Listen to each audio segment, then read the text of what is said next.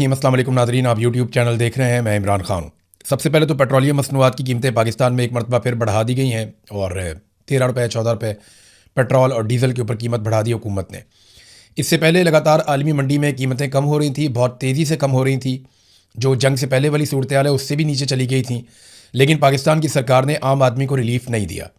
और वो ना देने के पीछे ये है कि क्योंकि कर्ज़ा लेते जा रहे हैं, मुल्क फिर भी इनसे नहीं चल रहा और टैक्स इकट्ठा हो नहीं रहा, पाकिस्तान के अंदर कारोबारी ज़िंदगी मुअत्तल है।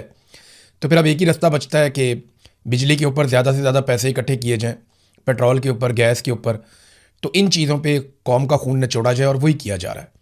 तो एक मरतबा फिर कीमत बढ़ा दी गई है। आलमी मंडी में ज़रा सी कीमत बढ़ जाए ना तो पाकिस्तान में उसके असरात पहुँचते हैं 15 से 20 मिनट में, लेकिन आलमी मंडी में कीमत बहुत गिर भी जाए तो पाकिस्तान में उसके असरात पहुँचते पहुँचते कई महीने लग जाते हैं। और वजह सिर्फ यही है कि आवाम की जेबें काटनी है। एक दफ़ा फिर इन्होंने अवाम की जेबें काटी हैं। जब इमरान खान साहब की हुकूमत थी तो तब यही शहबाज शरीफ सुबह शाम पेट्रोल सस्ते करने के मुतालबात करते थे और वो ये कहते थे कि अगर और सस्ता कर दें तो कोई फ़र्क नहीं पड़ता, और सस्ता कर दें तो कोई फ़र्क नहीं पड़ता। तो इमरान खान साहब 150 रुपये लीटर बेच रहे थे जब आलमी मंडी में $100 फ़ी बैरल से ज़्यादा था। और इस वक्त तो बहुत सस्ता है आलमी मंडी में पेट्रोल उस दौर की निस्बत, लेकिन आज ये 150 रुपये का नहीं बेच रहे, 100 रुपये का भी नहीं बेच रहे, बल्कि ये 325 रुपये का पेट्रोल बेचते हैं। ये तो 450 तक, 500 रुपये के आसपास तक ले गए थे। वो तो इन्हें थोड़ा सा एहसास हो गया या थोड़ा सा इनको तरस आ गया कौम के ऊपर, वरना ये 500 रुपये का भी लीटर बेचे तो कौम ने क्या कर लेना है। पाकिस्तानी इन मामलात पे नहीं खड़े होते। फ़र्ज़ करें इंडिया में, बांग्लादेश में या किसी भी ऐसे मुल्क में जहाँ की आवाम को, हुक्मरानों को अकाउंटेबल करने की आदत है, वहाँ पर आप इस किस्म की अगर इनसेन कीमतें बढ़ाएँ तो वो लोग अपनी हुकूमत के साथ क्या करेंगे आप उसका अंदाज़ा कर सकते हैं। नाज़रीन, ब्लू पासपोर्ट वाला एक मामला पाकिस्तान में चल रहा था। उस पर एक चीज़ मैं आपके सामने रखना चाहूँगा। खबरें मेरे पास बहुत सारी हैं, मैंने आपके साथ शेयर करनी है, लेकिन क्योंकि ब्लू पासपोर्ट का मामला छिड़ गया है कि रेड पासपोर्ट, ब्लू पासपोर्ट, ये पाकिस्तान में ना अलग अलग कैटेगरीज़ के पासपोर्ट हैं। सबसे पहले तो हमारा ग्रीन पासपोर्ट है जो हम सब के पास होता है और ये हर आम पाकिस्तानी के पास होता है। इसके बाद पार्लियामेंटेरियंस को, बड़े लोगों को, ताकतवर लोगों को ब्लू पासपोर्ट्स दिए जाते हैं, उनकी फैमिलियों को भी। फिर एक ऑफिशियल पासपोर्ट होता है, वो भी जारी किया जाता है। फिर एक रेड पासपोर्ट भी होता है जो और ज़्यादा ताकतवर होता है। तो अब देखें इस वक्त पाकिस्तान में सूरत हाल क्या है। पाकिस्तान में इस वक्त 57,000 ब्लू पासपोर्ट हैं और 1300 रेड पासपोर्ट हैं। 57,000 ब्लू पासपोर्ट का क्या मतलब है? ये शफी जान ने ये डाटा पेश किया। यानी अगर पार्लियामेंटेरियंस को आप देखें या सियासतदानों को आप देखें तो वो तो 1000 बनते हैं बस, ज़्यादा से ज़्यादा 1000 लोगों के पास 1000 पासपोर्ट ही हो सकता है। चलें 1000 उनके घर वाले आप मिला लें तो 2000 पासपोर्ट हो जाएंगे। चलो थोड़े और डालें 3000 हो जाएंगे। लेकिन ये 57,000 पासपोर्ट, ये 50,000 से ज़ायद पासपोर्ट किन लोगों को दिए गए हैं, इसके ऊपर एक डाटा ज़रूर जारी करना चाहिए ताकि पता चले कि पाकिस्तान में वो कौन से ऐसे हीरे हैं, कौन से ऐसे नौरतन टाइप के लोग हैं जिन्हें ये 57,000 ब्लू पासपोर्ट दिए गए। और इसके अलावा 1300 लोग ऐसे हैं जिन्हें रेड पासपोर्ट दिए गए। ज़रा उनके भी नाम सामने आने चाहिए शुरफा के। या सारा कीचड़ हमेशा सियासतदानों पे ही उछालना है, चाहे वो नवाज शरीफ है, इमरान खान है या जरदारी है या कोई और सियासतदान है। सियासतदान को गंदा करना बहुत आसान होता है। कभी कोई पूछे ना कि जर्नैलों के पास कौन से पासपोर्ट है, कभी कोई पूछे कि बाकियों के पास कौन से पासपोर्ट है, ब्यूरोक्रेसी के पास कौन से पासपोर्ट हैं, और पाकिस्तान की जो अशराफिया है या एस्टेब्लिशमेंट है वो कौन से पासपोर्ट इस्तेमाल करती है। ये 1300 रेड पासपोर्ट किसके पास है और 57,000 ब्लू पासपोर्ट किसके पास है, यार ज़रा ये रिकॉर्ड सामने आना चाहिए। और आसान है। पाकिस्तान तहरीक इंसाफ ये मुतालबा करने की बजाय जो कानून के मुताबिक एक तरीकाकार है उसमें ये पूछ ले, कौमी असम्बली में जाकर सवाल उठा दे, या जब इनके पास चेयरमैन पब्लिक अकाउंट्स कमेटी की एक हैसियत थी उस वक्त ये कर सकते थे। लेकिन अभी भी इन्हें करना चाहिए, ये पता ज़रूर करना चाहिए और कानून के अंदर गुंजाइश है कि ये मालूमात निकालें कि जनाब ये हमें फहरिस्त फराहम की जाए कि ब्लू और रेड पासपोर्ट किन किन लोगों को दिए गए हैं, ऑफिशियल पासपोर्ट कितने लोगों के पास मौजूद हैं और क्यों मौजूद हैं, और इजाफी ऑफिशियल पासपोर्ट और रेड और ब्लू पासपोर्ट किन किन लोगों को मिले। ये सारी लिस्टें आनी चाहिए। अब आ जाए नाज़रीन एक कहानी पर। यह कहानी पाकिस्तानियों को एक मरतबा फिर सुनाई जा रही कि जनाब सियासतदान नाकाम हो गए, मौजूदा हुकूमत बहुत नालायक है, एस्टेब्लिशमेंट इनके गुनाहों का बोझ नहीं उठा सकती, इनकी नालायकी के ऊपर मजीद पर्दा एस्टेब्लिशमेंट नहीं डाल सकती, वो इनको अपने कंधे पर उठाकर नहीं फिर सकती। ये कहानी मार्केट में लॉन्च हो रही है, बार बार हो रही है और तासुर ऐसा दिया जा रहा है, सुहेल बड़ाई साहब हों या बाकी लोग हों, वो अब ये लिखना शुरू हो गए कि ये हुकूमत घर जाने वाली है और वजह यह है कि एस्टेब्लिशमेंट इनकी नालायकी से तंग आ गई है। देखिए, कोई भी हुकूमत नालायक नहीं होती, हर हुकूमत की अपनी पॉलिसी होती है। नालायक पाकिस्तान की मिलिट्री एस्टेब्लिशमेंट है। आज तक हुकूमत पाकिस्तान में आई किसकी है? ये बेइख्तियार लोग बेचारे, इनसे आप क्या पूछेंगे? शहबाज शरीफ से, राणा सनाउल्लाह से, ये जरदारी से, बिलावल से आप क्या सवाल करेंगे? उनके पास बेचारों के पास टके का इख्तियार नहीं है। इख्तियार तो सेक्टर कमांडर्स के पास है या जर्नैलों के पास है। तो जिनके पास इख्तियार है वो जवाब दें ना। हर थोड़े अरसे के बाद एक हुकूमत को तब्दील कर देते हैं कि जनाब ये हुकूमत पसंद नहीं आई, हम इसका बोझ नहीं उठा सकते। कौम ने आपका बोझ उठाया हुआ है, 70 साल से ज़्यादा हो गए हैं। इतनी मरतबा हुकूमतें तब्दील की हैं, कुछ पाकिस्तान का फ़ायदा नहीं हुआ। एक मरतबा पाकिस्तान में मौजूदा निज़ाम को तब्दील करें और इसमें से मिलिट्री एस्टेब्लिशमेंट को निकाल कर बाहर खड़ा कर दें और उन्हें कहें जी आप अपने आईनी जिम्मेदारियों तक महदूद हो जाएं। आप मिलिट्री एस्टेब्लिशमेंट को, जर्नैलों को उनके आईनी किरदार के अंदर ले जाएं, तो आप यकीन करें 10 से 20 साल में पाकिस्तान के हालात बदलना शुरू हो जाएंगे। पाकिस्तान को जितना नुकसान पहुंचा दिया गया है, अभी तो ट्रैक पे चढ़ने में हमें 10-15 साल 20 साल लग जाएंगे। तो पाकिस्तान में जमहूरियत को पनपने दें और सियासतदानों को सियासी फैसले करने दें। अब ये भी आपको जो कहानी सुनाई जा रही है ना कि 2.5 साल गुजर गए हैं, एस्टेब्लिशमेंट बोझ नहीं उठा सकती, कहानी है। इन्होंने अगले 2.5 साल भी ये कहानियां सुनाते सुनाते आपको गुजार देने और दोबारा इलेक्शन करवाकर एक मरतबा फिर कठपुतलियां लाकर आपके ऊपर मुसलत कर देनी है। देखें ना, अगर इनकी नीयत ठीक होती या इन्हें लगता कि ये बोझ मजीद नहीं उठा सकते, तो जो गिलगित बल्तिस्तान में गंद मारा वो ये मारते, या जो गंद अब ये कश्मीर में मारने जा रहे हैं वो गंद ये मारते। अगर इनको जरा सा भी एहसास होता। एहसास की बात नहीं है ये, जब भी पाकिस्तान ने ठीक होना है, पाकिस्तान ने तभी ठीक होना है जब तमाम इदारे अपने अपने हुदूद के अंदर जाएंगे और जाकर काम करेंगे। अभी बहुत सारे टाउट्स हैं, कुछ साफ़ी हैं, कुछ दीगर लोग इकट्ठे करके बलूचिस्तान ले गए कि जी बलूचिस्तान में दूध और शहद की नहरें बह रही हैं, हालात बहुत अच्छे हैं, बड़े ज़हीन लोग हैं, कमाल लोग हैं, ज़बरदस्त हो गया, फ़ौज बहुत अच्छा काम कर रही है। तहरीक तहफ़्फ़ुज़ आईन पाकिस्तान ने एक एलामिया जारी किया है नाज़रीन, वो एलामिया पढ़ने से ताल्लुक़ रखता है और ये पाकिस्तान के अब मसाइल का हल इसी तरह है जो अपोजिशन बात कर रही है। हुकूमत को तो बात समझ ही नहीं आ रही, ना वो समझना चाहते हैं। नंबर 1 उन्होंने जो चीज़ें कही उनमें पहली चीज़ तो ये है कि बलूचिस्तान में अमन व अमान की मुसलसल बिगड़ती हुई सूरत हाल, पुलिस एहलकारों के कत्ल और अवाम के जानो माल के तहफ़्फ़ुज़ में नाकामी की जिम्मेदारी कबूल करते हुए बलूचिस्तान हुकूमत फौरी तौर पर इस्तीफ़ा दे। हमारा मौक़िफ़ है कि एक गैर मुंतखब हुकूमत अवाम के सियासी, इंतज़ामी और सिक्योरिटी मसाइल के हल की इखलाकी और अवामी हैसियत नहीं रखती और बलूचिस्तान के तमाम लापता अफराद को फिलफौर अदालतों के सामने पेश किया जाए, जबरी गुमशुदगियों का सिलसिला बंद किया जाए और डेथ स्क्वाड का मुकम्मल खात्मा यकीनी बनाया जाए। इसके बाद दूसरा उन्होंने मुतालबा किया कि इमरान खान, बुशरा बीबी, डॉक्टर मारंग बलोच, डॉक्टर यास्मीन राशिद, इजाद अहमद चौधरी, उमर सरफराज चीमा, शाह महमूद कुरैशी, महमूद रशीद, हसान न्याजी, ईमान मज़ारी, अली वज़ीर समेत तमाम कैदियों, कारकुनान और ज़मीर के असीरान को फौरी तौर पर रिहा किया जाए। फिर एक और मुतालबा उन्होंने किया कि आज़ाद जम्मू और कश्मीर की मौजूदा सियासी और इंतज़ामी सूरत हाल आज़ादाना, मुनसिफाना और शफाफ इंतखाबात के इनेकाद के लिए साजगार नहीं है।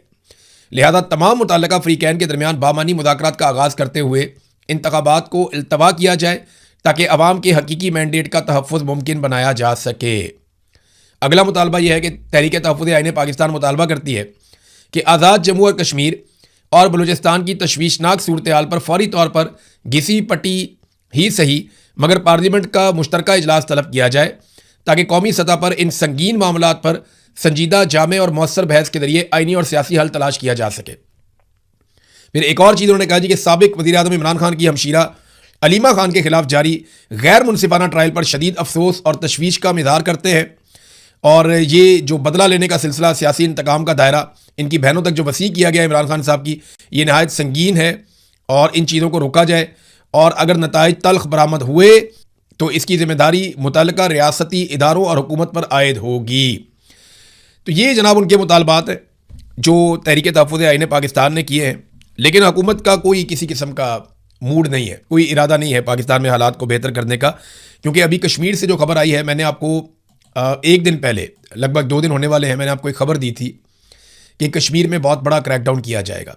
अगर तो इलेक्शन करवाने हैं तो उससे पहले इन्हें एक बहुत बड़ा क्रैकडाउन कश्मीर में करना पड़ेगा और उस क्रैकडाउन के लिए मज़ीद फोर्सेस कश्मीर में दाखिल होंगी। और अब मेरी खबर 24-36 घंटे गुजरे हैं, खबर दुरुस्त साबित हो गई। आज़ाद कश्मीर की हुकूमत की जानिब से एक डिमांड डाली गई है। हुकूमत ने क्या डालनी है, वहाँ के सेक्टर कमांडर की डिमांड होगी और हुकूमत बेचारी मजबूर है।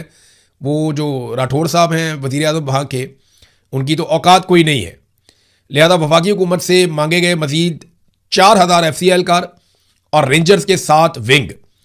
रेंजर का एक विंग गालिबन 800-850 जो है वो सिक्योरिटी एहलकारों पे होता है। तो ये लगभग 10,000 अफराद हैं जो मज़ीद मांगे गए हैं आज़ाद कश्मीर हुकूमत की जानिब से। तो एक तरफ वो कहते हैं वहाँ पे एहतजाज कोई नहीं हो रहा, एक तरफ कहते हैं कि वो लोग बहुत कमज़ोर हैं, कोई उनकी बात ही नहीं सुन रहा। जहाँ पे आपने हज़ारों की तादाद में पहले ही वहाँ पे सिक्योरिटी फोर्सेस जमा की हुई हैं, वहीं आप 10,000 सिक्योरिटी फोर्सेस और मंगवा रहे हैं। इसका मतलब है कि आज़ाद कश्मीर पूरा का पूरा खड़ा हुआ है। क्या फ़र्क रह गया? भारत ने वहाँ पे अपनी फोर्सेस दाखिल की हुई हैं मकबूजा कश्मीर में, वो उन्हें मारते हैं, उनके मुतालबात ही नहीं सुनते, उनको उनके हकूक़ नहीं देते। यही काम आज़ाद कश्मीर के अंदर हो रहा है। लोग अपने हकूक़ मांग रहे हैं, एहतजाज कर रहे हैं। अब इतनी बड़ी फोर्स वहाँ पे इसलिए तो नहीं भेजी जा रही को दहशतगर्दों से लड़ना है। ना ये फोर्स दहशतगर्दों से लड़ने जा रही है, ना ये फोर्स भारत के साथ लड़ने जा रही है। ये फोर्स तो लोगों का जो पुरअमन एहतजाज, जो वो अपने हकूक़ मांग रहे हैं, उस एहतजाज को कुचलने के लिए जा रही है। उसके अलावा और कुछ नहीं है इस फोर्स के जाने में। नाज़रीन, मैं एक डाटा और आपके सामने रखता हूँ, ये जरा आप देखिएगा। देखिए ना, हर एक का अपना अपना काम होता है ना। फील्ड मार्शल आसिम मुनीर की जो बुनियादी जिम्मेदारी है वो पाकिस्तान और पाकिस्तानियों की जान की हिफाजत है, यानी तहफ़्फ़ुज़ की जिम्मेदारी होती है ना फ़ौज के पास, कि जैसे ही सिविल इंतज़ामिया फ़ौज को कहती है कि जंग शुरू कर दो, वो जंग शुरू कर देते हैं। जब उन्हें कहते हैं फ़लाँ इलाके में जाओ ऑपरेशन करो, वो करते हैं। जब यानी अगर आप डेटा देखें तो डेटा ये बताता है कि इस खित्ते में कोई ऐसा मुल्क नहीं है जिसमें पाकिस्तान से ज़्यादा दहशतगर्दी हो। अफ़गानिस्तान हो, इराक हो, यमन हो, शाम हो, सोमालिया हो, कोई भी ऐसा मुल्क हो, उन सारे मुल्कों में हालात पाकिस्तान से बेहतर हैं। हैरत हो रही है आपको? पाकिस्तान में जो दहशतगर्दी है वो इतनी बढ़ गई है कि अफगानिस्तान 9वें नंबर पे है और पाकिस्तान दूसरे नंबर पे है। पाकिस्तान ने दहशतगर्दी का जो सामना आसिम मुनीर साहब के दौर में किया, वो इससे पहले इसका रिकॉर्ड नहीं मिलता। आज पाकिस्तान बदतरीन दहशतगर्दी का सामना कर रहा है और हम उसे रोकने में कामयाब नहीं हो रहे। बलूचिस्तान जल रहा है, कबायली इलाके जल रहे हैं और पूरा जोर इस बात पे है कि कश्मीर में अपनी हुकूमत बना लें, गिलगित बल्तिस्तान में अपनी हुकूमत बना लें, यहाँ मादनियात पड़ी हुई हैं, यहाँ पे हुकूमत बना लें, खैबर पख्तूनख्वा की हुकूमत को कंट्रोल कर लें, कोई अवामी तहरीक खड़ी ना हो जाए, हम जाके बोर्ड ऑफ पीस के अंदर बैठ जाएं, किसी तरह इसराइल को तस्लीम करने का कोई रास्ता निकल आए, इमरान खान को जो है वो इर्रेलिवेंट कर दें। बस इन्हीं चीज़ों के ऊपर सारा का सारा जोर है। अमेरिका को राज़ी कर दें कि किसी तरह हमारी जो हुकूमत है उसको लेजिटिमेसी मिल जाए, और कुछ भी नहीं है, किसी चीज़ पे तवज्जो नहीं है। तो जो असल काम है वो तो किया नहीं जा रहा। और दहशतगर्दी के आदाद शुमार आप देखें तो हालात क्या हो गए। मैं ज़रा कंपैरिजन भी आपके सामने रख देता हूँ। कई लोग कहते हैं जी दहशतगर्दी तो बहुत पुरानी चीज़ है, तो मैं आपको बता देता हूँ कि ये जो एक रिपोर्ट है साउथ एशिया टेररिज्म पोर्टल, इसकी रिपोर्ट क्या बताती है कि 2018 से 2021 तक पाकिस्तान में दहशतगर्दी के वाक़यात कितने हुए। 2018 में 158 सिक्योरिटी एहलकार शहीद हुए, 2019 में 137, 2020 में 178, 2021 में 226 और फिर उसके बाद ये तकरीबन मजमूई तौर पे इमरान खान साहब के दौरे हुकूमत में 699 सिक्योरिटी एहलकार शहीद हुए और जनरल बाजवा उस वक्त आर्मी चीफ था। तो 699 इमरान खान का दौर। अच्छा, अब इसी रिपोर्ट के मुताबिक रजीम चेंज ऑपरेशन के बाद से लेकर अब तक कितने लोग शहीद हुए, ज़रा ये आप देख लें। सिक्योरिटी एहलकार जनाब जैसे ही इमरान खान साहब की हुकूमत गिराई गई 2022 में, तो 380 सिक्योरिटी एहलकार शहीद, और फिर उसके बाद 2023 में 520, फिर 2024 में 754, फिर 2025 में 664, फिर अब जनाब इस वक्त 3 सालों के अंदर जो मजमूई तौर पे 2317 से 2320 तक की तादाद बनती है। यानी इमरान खान के दौरे हुकूमत में इससे 4 गुना कम थी दहशतगर्दी, या उससे भी ज़्यादा कम थी। ड्रोन हमले भी बंद थे।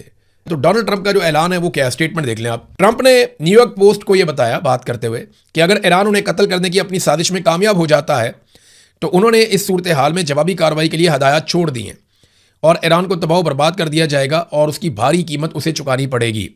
फिर ट्रंप ने कहा कि मुझे उम्मीद है कि आप लोग मुझे मिस किया करेंगे, मेरी कमी आप महसूस करेंगे मेरे जाने के बाद। तो ये ना 2 चीज़ें बता रहा है। एक तो ये है कि डोनाल्ड ट्रंप को ये खौफ पैदा हो गया है कि वो काफ़ी गैर मकबूल हो रहे हैं और अब वो अपनी जान को भी बीच में लेकर आ रहे हैं और वो कोशिश कर रहे हैं कि कुछ ना कुछ करके उनकी मकबूलियत वापस आए।